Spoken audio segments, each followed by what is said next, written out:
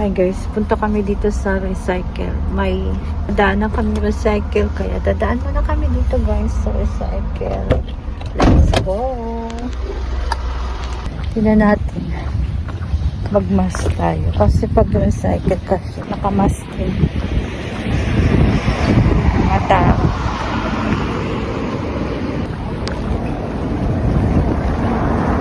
First time namin pumunta dito. Nadaanan lang namin. Kasi pag may nadaanan, titignan din ba guys? Let's go sa loob.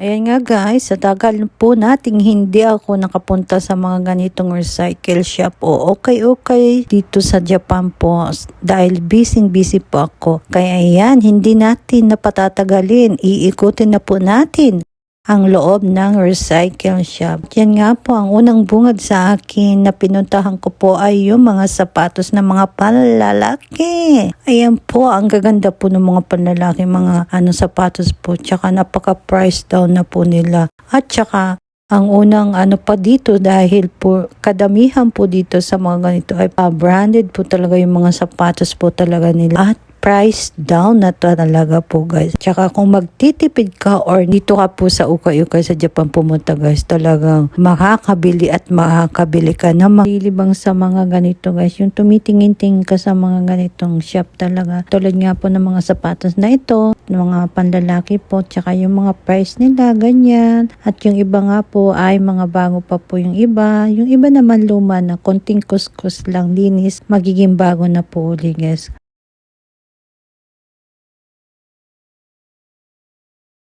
Ito nga pong kulay pulang sapatos guys. Sa tingin nyo, maganda po ba? Sa loob po, super linis pa po. At ang kanyang price po ay ganyan. Napaka price down na po niya. Sinipat ko nga po, tinignan ko nga po masyado. Ang ganda niya po talaga. Nakukyutan nga po ako sa mga sapatos ng mga panlalaki dito. Mukhang madaming mga panlalaking mga sapatos dito po sa aking napuntahan guys. Kaya yung mga iba't ibang kulay pa. Yan din yung price na. Napaka price down na po niya guys. Kaya ayan bago pa sa loob at super linis po talaga sa loob pa. Quality talaga ay made in Japan po talaga. Super super ganda po talaga. Kuskus lang, konting linis lang, magiging bago na po agad siya. At yung sa loob naman po niya ay napakalinis po talaga.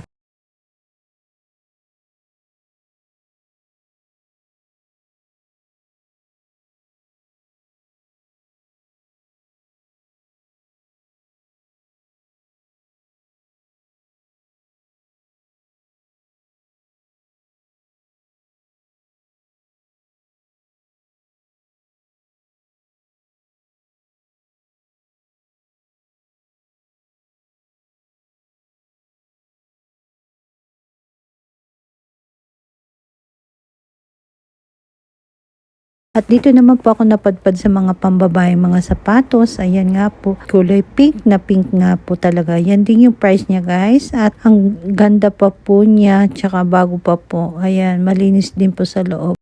Medyo may pagkalukot-lukot na nga lang po ng konti. Pero napakaganda pa po niyan. At tinesting ko nga po, sayang nga po guys kasi per laki po. Kaya hindi ko na din po siya binili. Nakukyutan po sana ako.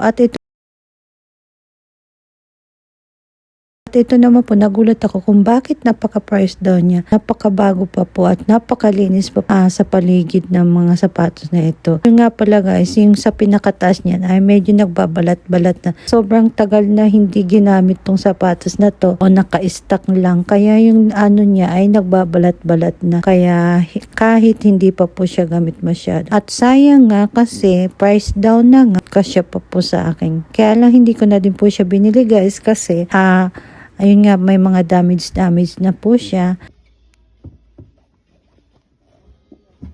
At yan nga guys, at ito naman po, nakita ko po, nasa loob po siya ng salamin pa.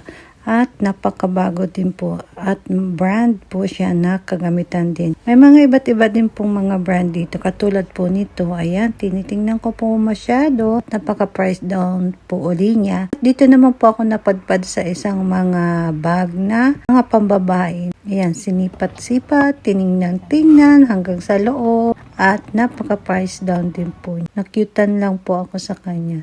Kaya tinesting ko po yung bag na ito. Pinag-iisipan ko po kung bibilihin or hindi po. Yan guys. Tingin-tingin nga uli po ako dito kung ano ba talaga ang mabibili dito. Yan. Talagang tingnan ko po masyado po sa loob niyan. At pinag-iisipan ko talaga kung bibilihin ko ba or hindi. Kasi bala ko sanang ipamigay po sa aking mga pamangkin dyan sa Pilipinas. Masaya na ako magkutingting ng mga ganito dito sa mga recycle shop po talaga. Pampalipas ng oras din po. At yan nga po, pag babalikan ko na lang po ito guys pag may budget na ulit. Isa pang maganda po yung niya at saka malambot po siya. Tinitingnan ko nga po napakaganda din po niya. Maganda po ito sa mga pampasalubong talaga sa Pilipinas.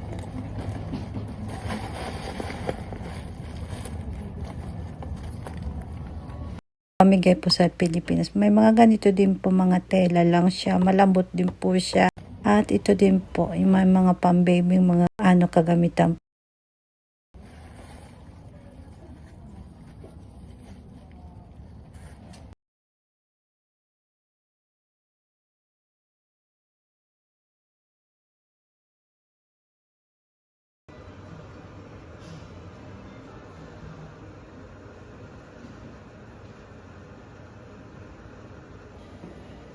Ganda po. Ayan. Dito naman po ako napunta sa mga gamitan pang kusina. Dito po ako talaga nagtatagal po sa mga ganitong mga pang kusina po talaga.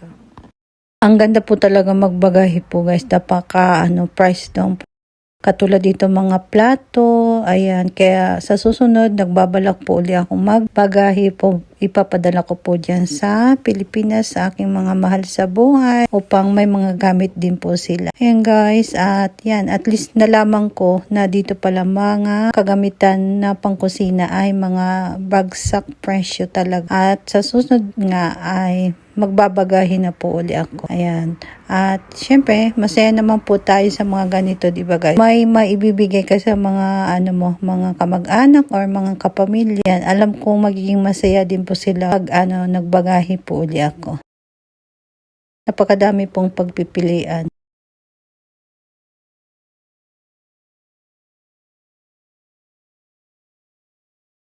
At napunta naman po ako dito sa mga pambata. Ayan, yung mga may mga maliliit or may mga baby. Ang dami pong mga abubot po talaga. Mga pambata. Ayan. Mga pambata dito tayo. Maganda sana pag may anak na maliit, diba? Madaming pambata sana. Ang cute naman ito. May maliit na anak talaga. Maganda. Nakakatuwa nga lang kasi pag may maliit ka, napaka super dami ng mga abubot na mabibili. Katulad nga po nito.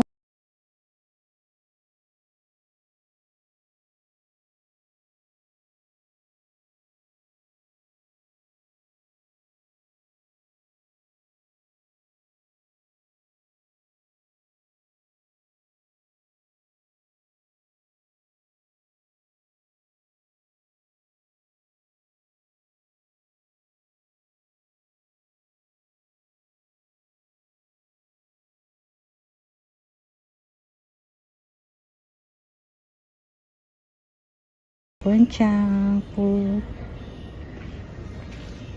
Yan. Ang ganda sana kung may maliit na bata. Ang daming mabibili. Pambata.